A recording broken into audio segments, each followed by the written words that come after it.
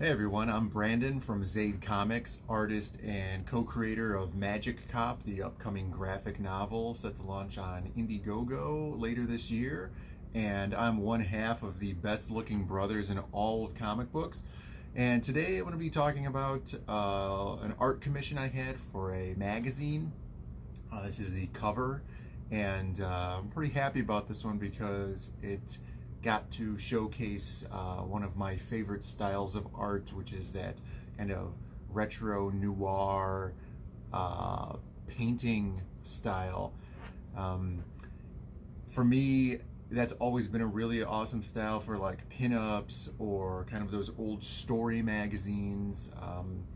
And fortunately, I was contacted to do a cover piece in color and then 5 or 6 internal pages.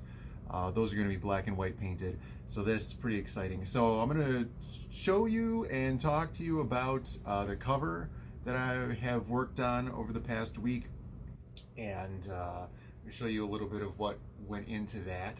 So here we go. This is the cover. As you can see, this is almost the final product. I have finished it. It's done, and they wanted a woman kind of.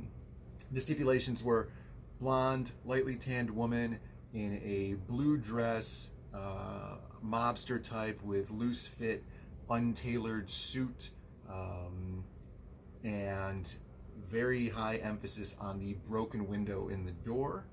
And it's a pretty cool project.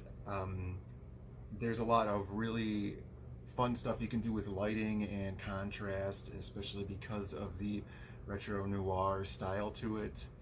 I feel like it should be very grainy and very dusty, but with a lot of real dark tones and tans and stuff like that. And so that's what I tried to put in on here. So I'm going to show you two things. The first is the image that they sent me as their reference, or this is what their layout they wanted it to be, which is very, very helpful. As you can see here, the guy who requested the commissions said I could laugh if I wanted to about this one. And I tried not to laugh going into it. I'm like, all right, I'm gonna look at this thing. I haven't seen it. I'm not gonna laugh. I opened it and I did laugh, a chuckle. However, not because it's bad. It's just because I find this guy's face hilarious, and then the stick figure body, but with the accentuated sexy leg, I think is very, very funny. However, that being said, this probably is the most important part of the entire commission process, because it's very difficult to understand what the buyer wants. I have a lot of commissions that come to me and say, hey, can you make me a logo or something like that? And then I go, what do you want? Well, I want this thing, like a torch and, an arm. Like, all right, how do you want the arm? What kind of torch do you want? Be creative. Be creative. You'll figure it out. It's like, what happens then. When they say be creative, you're going to have 100 iterations of this thing. We're going to be going back and forth for weeks and weeks and weeks. And this here streamlines the process so much. It doesn't matter if you don't know how to draw. Look at this thing. It's stick figures. It gets the point across so well. It's perfect. And I appreciate this so much. And so you could see here, this is what you get, exactly what you're asking for. Sofa, lamp, chick on the ground, mobster guy, broken door. That's what they asked for. So then I sent them the preliminary sketch. Preliminary sketch was this, and they loved it immediately. Like no caveats or catches or anything like that. It was just, man, this is perfect. I can't believe how good this looks. So that's what we had. That that far. And then I sent them some flats and stuff to make sure the colors were nice, and that worked out really well for them. So then I sent them this version here, and they had a couple of edits and requests for it. They wanted the elbow trimmed down, which I could see that was kind of a thing.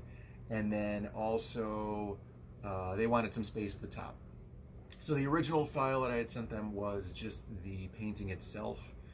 But because it is going in a magazine, I did try to have the mobster standing a little bit lower, but then it was either he was super short or he looked like he was like right up on top of her. It didn't make any sense. So having him where he was fit really, really well, especially with their dimensions. They requested an 8x10, which seemed to me kind of weird for a magazine cover, but I'm used to working with comic book sizes, I suppose. So then after this, I made the changes and I gave them this. I like this a lot because I changed the elbow down here. As you can see, I darkened up some of the highlight patches on her arms and shoulder. The highlighting, it just didn't, I liked it on my drawing tablet, but then seeing it on the computer screen, it changes everything. You know, the monitors are a little bit different, and especially with my computer screen here, it's a TV, so the colors are different. So I changed that up a little bit. And then the edge. So instead of just extending the color up all the way to the top of the page, what I wanted to do was blow it up, because they did request an 8x10. I didn't want them to have to crop off any part of the image, so I stretched it out at the proper aspect ratio, and then also added to the top, and then kind of did this painted out color bleed, because now what you can do, you can scale it like this, but let's say you have a different aspect ratio or different dimensions or something. Instead of it being 8x10, it's 11x17 or whatever, right? So now what you can do is just crop it down if you need to, or you could just add more black edge, and because there's no solid edge on this painting anymore, the colors will just kind of fade out into the black. And that's going to look really, really nice. Even if they do crop off some of the edge or near the bottom or anything like that, you still have the top, and you can extend the top up as much as you need to make room for your title or anything you're going to write up there. So I did just sent this off to them, so hopefully they'll enjoy this idea. Feel like it's pretty cool, and especially if you're going to be doing like black and white paintings on the inside of the magazine, it'll look really nice to have this color bleed out into the page, and your text is there, so you can kind of put the image wherever you want. That'll be a nice thing too. So this is what I've been working on for a little while. It's taken me, I don't have a ton of time to work on everything every day, so it's taken me a little while to do it, but I definitely love doing commissions. It's a lot of fun. I've been doing a lot of this painted style for pinups and other artistic nudes and things like that. It's a lot of fun, and it's a style that I don't see too much anymore. You know, I see a lot of like very soft shaded things, and I love that style too, of like the soft shaded or like realistic looking characters, stuff like that. But this style, with it being like exaggerated colors and exaggerated contrast and stuff natively, feels like it's really cool, and it's something that's almost lost. I don't see it too much, so it's a lot of fun to do for sure.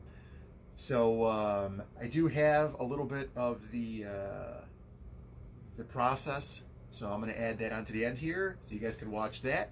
And if you want to follow me on Twitter or Instagram, my handle is @ZaidNinja, and follow us at Zaid Comics on Twitter or on Facebook, and you could keep up with Magic Cop or Ricky Rouse, a completely original character, or Phil's writing project and story that he's working on. It's called The Lost Pages. So I know he hasn't really talked about that too much because he has a different artist working on it.